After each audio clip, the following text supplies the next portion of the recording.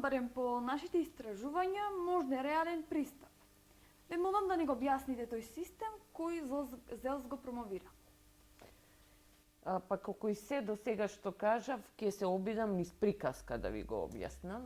Значи, кога законот за локална самоуправа во 2002 во јануари се донесе, во членот 22 беа опишани сите надлежности и јас разговарав со градоначалниците од тогашниот состав и ги викам што највише ве бендисува. 99% од нив ми кажаа локален економски развој, дека е тоа нешто на што полагаат највеќе внимание и дека мислат и тоа ќе им помогне на општините да се развијат. Од 2005 кога почна процесот на имплементација на процесот на децентрализација до 2012 разговарав со безброј донатори, експерти и ги прашував што е тоа што ние можеме да дадеме, да помогнеме на општините за да го исползуваат овој локален економски развој. Одговорите беа страшни и јас некако не можев да најдам суштина во тоа. Стратешки план, акцијски план, донаторите кои работеа на спроведување на стратешки и акцијски планови, кога видов дека од општина Карбинци и општина Кисела Вода истиот план го ставаат, значи уопште не обрнале внимание на тоа што е карактеристика на една општина, бев разочарана. И продолжив да трагам. 2012 дојде еден концепт во мои раце, кој што колегите од Србија, на исто така невладина организација НАЛЕД си ги развиле во Србија и под влијание на ГИЗ излезе предлог дека може регионално да се остварува тој. Влезе Македонија, Босна и Херцеговина, Хрватска и Србија, нели како оснивач на концептот, тоа е BFC, поволно деловно обкружување. И ние почнавме да го спроведуваме тој концепт. Значи, ја не можам да кажам дека тој концепт мене ми ветува не знам кули и градови. Меѓутоа, овозможува во општината да се направи хоризонтална и вертикална комуникација, да се воспостави контакт меѓу сите, да се воспостави страшен контакт со бизнис секторот во таа општина, да се чујат нивните потреби, но и да им се пласираат потреби од општината, и така се прави некоја синергија која го подобрува целиот процес. И ние почнавме со спроведување, веќе 7 општини се сертифицирани, еве од пред недела или две почна новата програма каде општините ќе треба да се лиценцираат, односно да се пријават за лиценцирање.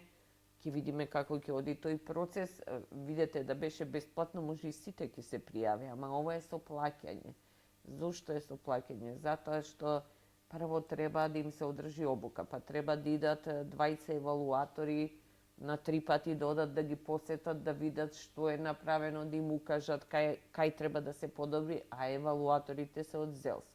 Но верификаторите доаѓаат од регионот. Па ќе дојде некој од Хрватска, од Босна, нема да ги им прогледна низ прсти како што тоа ние би го направиле, туку баш ќе утврди кои се све недостатоците. Минатата година, не уствари пред 3 години се приклучи и Црна Гора, а минатата година се приклучи Албанија и Косово, така да цел регион го покривме со оваа BFC сертификација и се надевам дека ќе ги видите, ние работиме со општините кои плаќаат, меѓутоа исто така буката за тоа како и што треба да се направи ја правиме бесплатно за сите општини. Така да доколку има желба некој да покрене таква работа, не мора да биде BFC сертифициран, може да биде да ги воспостави тие релации, односи, критериуми, 10 да ги воспостави општината и да има подобар резултат. Туризмот е секаде централна точка при планирање на локалниот економски развој. Зошто?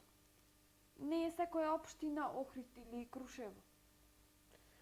Па ја мислам дека не ни треба да биде во секоја општина застапен туризмот и не е застапен во секоја општина. Мене ме чуди овој податок.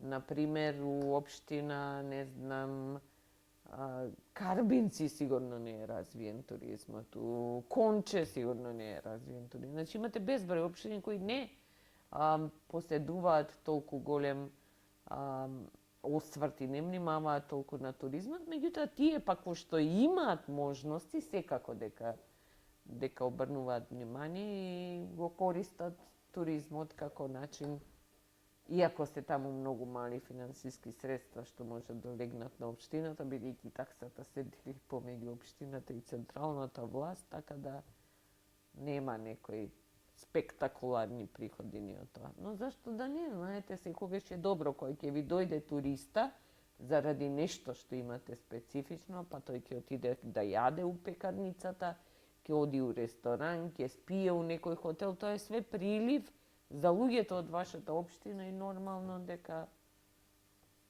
е интересно.